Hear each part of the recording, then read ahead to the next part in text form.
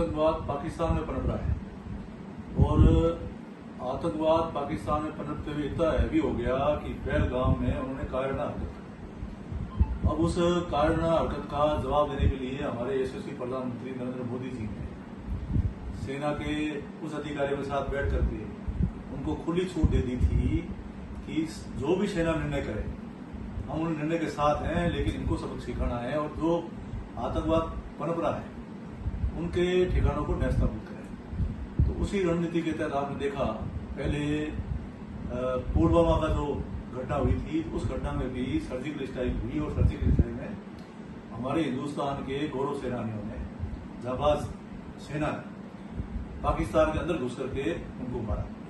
और इस बार भी आपने देखा होगा कि जहां पर पाकिस्तानियों के आतंकवादियों के ठिकाने उनका चयन किया गया और पहले से ये सर्वे थी कि कहाँ आतंकवाद है, उनको निशाना बनाया गया। और जब पूरा हिंदुस्तान सो रहा था तो ये रात के समय 2 बजे कार्रवाई को अंजाम दिया गया और करीब 6 ठिकानों को नष्टाबूद किया और बहुत भारी नुकसान हुआ। उस भारी नुकसान से पाकिस्तान के लोग और पाकिस्तान भुला गया कि हिंदुस्तान के पास बहुत बड़ी मजबूत सैन्य शक्ति है, वो हमारे हिंदुस्तान में आकर कुछ कर सकती है।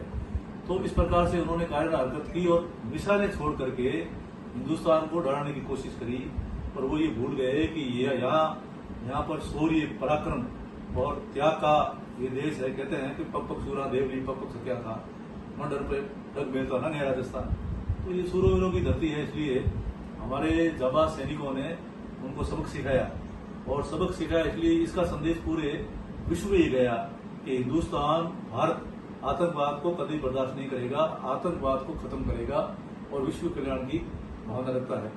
इसी को लेकर के हमारे जो सेना ने अदम्य साहस दिखाया, उनके सम्मान में पूरे हिंदुस्तान के अंदर तिरंगा यात्राएं निकाली जा रही है और तिरंगा यात्रा में सभी लोग शरीक हो रहे हैं। स्वयं प्रधानमंत्री जा रहे हैं, गृह मंत्री जा रहे हैं, सभी जनप्रतिनिधि जा रहे हैं। तो आप देख रहे हो कि वास्तव में प्रत्येक हिंदुस्तान के बच्चे बच्चे में एक शौर्य भरा है। और जो हमारे पूर्व सैनिक हैं, जैसे हिंदुस्तान में सबसे ज्यादा पूर्व सैनिक गौरव सेनानी शहरगढ़ में है, यहाँ बलौदी में भी है, कोंकण में भी है, जैसलमेर में भी है। तो जब ये युद्ध हुआ तो सभी लोगों ने एक हौसला अफजाई के लिए सेना का और हमारे देश के प्रधानमंत्री जी का सबने मीटिंगें करी, सभाएं करी और शहीद स्मारक पर इकट्ठे हुए और इकट्ठे होकर उन्होंने अपने मेडल लगाए, केसरिया साफे पहने और अपने कैप लगाए अपनी कंपनी के।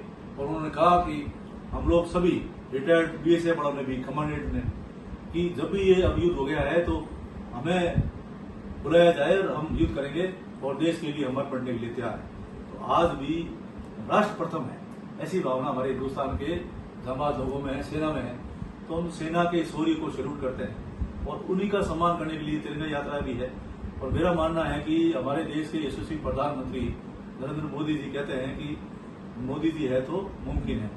तो अभी कोई युद्ध विराम नहीं हुआ है, ये खाली इनको एक सबक सिखाना था, वो सिखाया है। और थोड़ा अभी सिर और ऊंचा करेंगे तो आपने देखा उनकी मिसाइल जैसे ही पाकिस्तान से उड़ी तो हमारे पास अब वो शक्ति है कि उनकी मिसाइलों को वहीं तोड़ा गया, वहीं फोड़ा गया और वही मिसाइल वापिस फोड़ करके पाकिस्तान में गिरी है। तो कोई नुकसान हमारे हिंदुस्तान में होने दिया नहीं। तो इस प्रकार का वातावरण आज भी सुरक्षा का दृष्टि से मजबूत है। हमारे देश के प्रधानमंत्री जी ने एक योजना चलाई है, रेलवे स्टेशन अमृत योजना।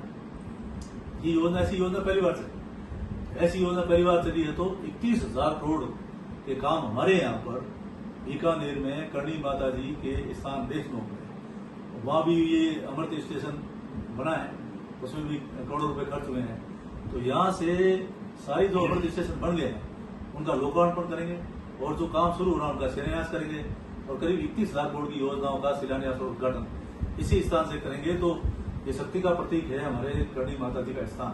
तो यहाँ स्थान पर आकर वो दर्शन भी करेंगे और दर्शन के करने के बाद में जो हमारे यहाँ जो ये बॉर्डर जिले हैं, उन बॉर्डर जिलों के सारे हमारे सैनिकों का सम्मान भी करेंगे।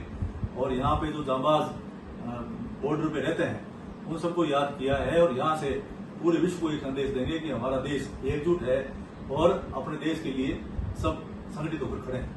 तो इस प्रकार का कार्यक्रम 22 तारीख को हो रहा है। इसमें हम यहाँ पर कार्यकर्ताओं को मोटिवेट कर रहे हैं कि हमारे पूर्व सैनिक वहाँ पधारे और हमारे कार्यकर्ता हैं, सभी लोग हैं और वहाँ ये इस प्रकार का एक राष्ट्रभक्ति का कार्यक्रम होगा जिसमें देश के नाम हमारे प्रधानमंत्री जी संदेश देंगे।